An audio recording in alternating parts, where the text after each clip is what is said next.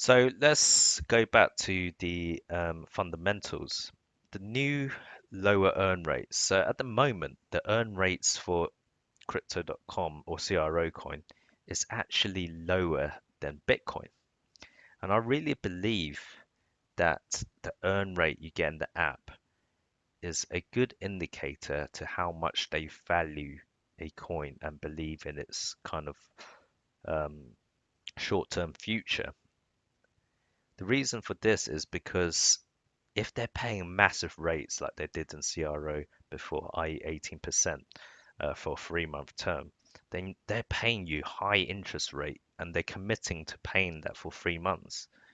Now, because it's been lowered to 6%, which is lower than Bitcoin's 6.5%, I think that's a significant sign that they are expecting a breakout in CRO and they don't want to pay the expensive interest of, say, 18% or 20% on the exchange if you stake there. That's massive. So I think that is a big sign, the fact that the earn rate is lower than that of Bitcoin. And crypto.com and Chris in particular has always pushed out that narrative that 2021 will be a bull run, and they've been preparing for that in many different ways and functionalities that they offer. And I believe if they truly believe in the 2021 bull run, then it had to make sense for CRO to reset essentially because it was just overinflated.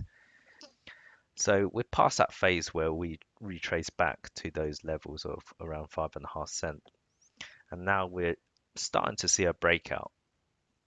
So a reset has happened, a full cycle reset, and essentially now, actually, the start of 2021, that is when we started to kind of see increases and renewed interest in CRO coin, and you can see here that we're seeing much bigger volume at the start of 2021.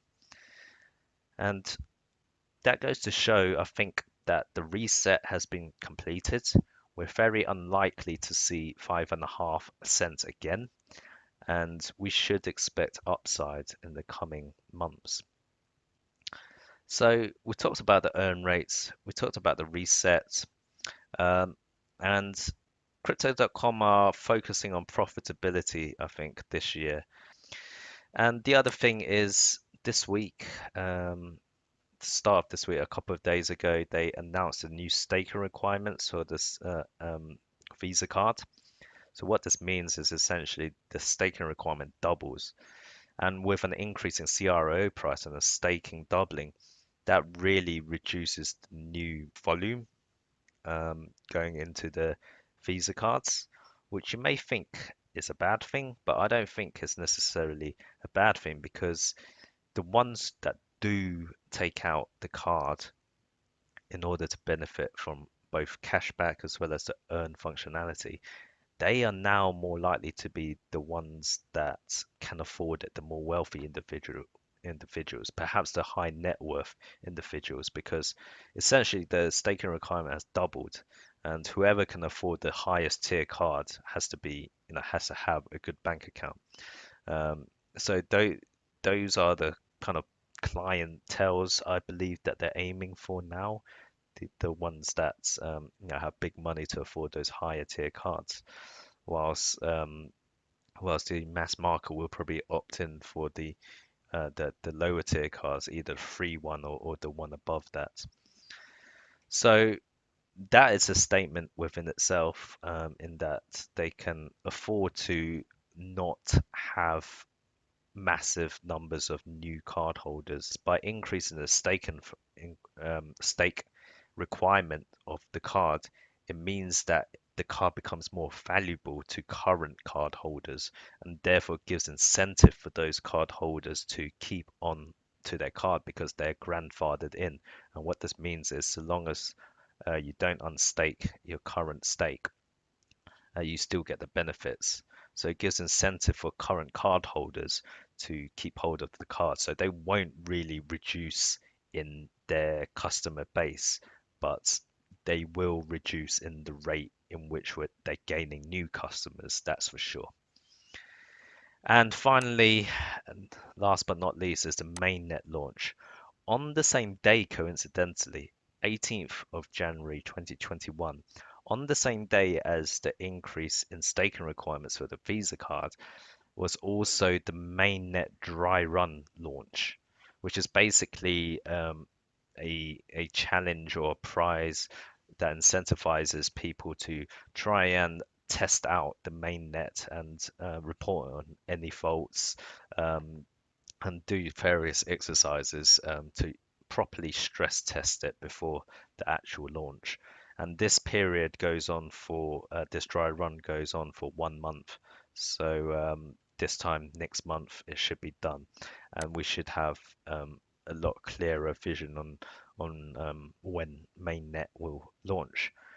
And those of you that haven't really read into mainnet, which I guess is understandable because the masses are into the app, the crypto earn, the cashback, the syndicates, and main and supercharger, and maybe even DeFi. I think mainnet falls below those in terms of kind of popularity among the masses.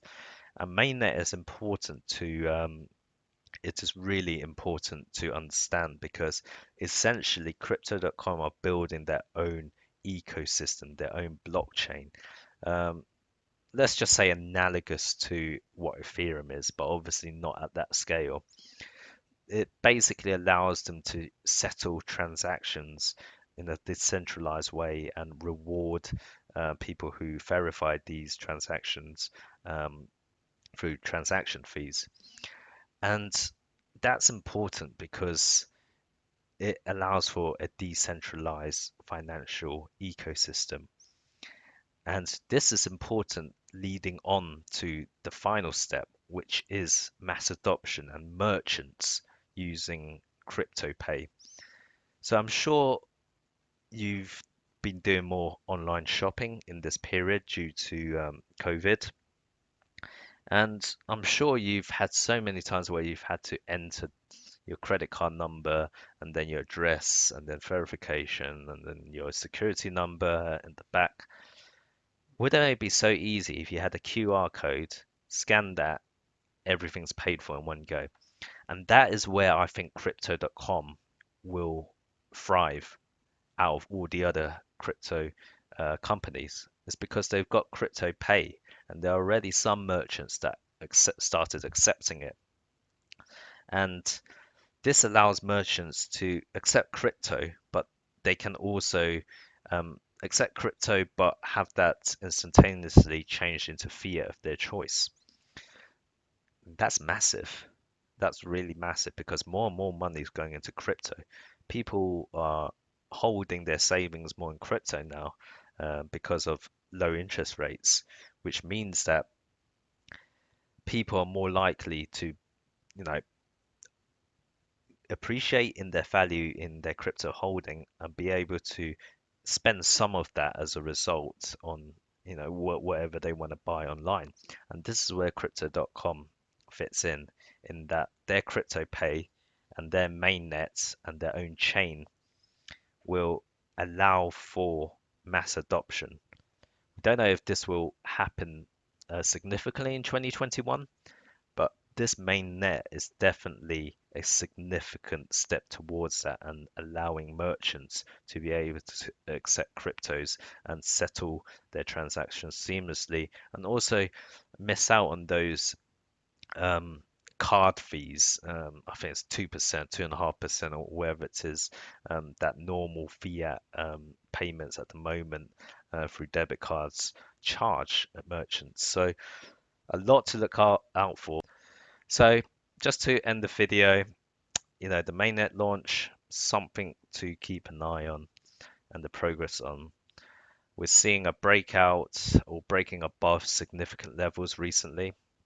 And if we break above 9.3, 9.4, expect some momentum to pick up. So I hope you found this video useful. I'm sure I've missed out a lot of other things because crypto.com is just such a complicated ecosystem with so many variables to consider. But let me know if I've missed out something, or let me know your opinions if you think otherwise. So, hope you found this useful. Thank you for listening, and I'll speak to you next time.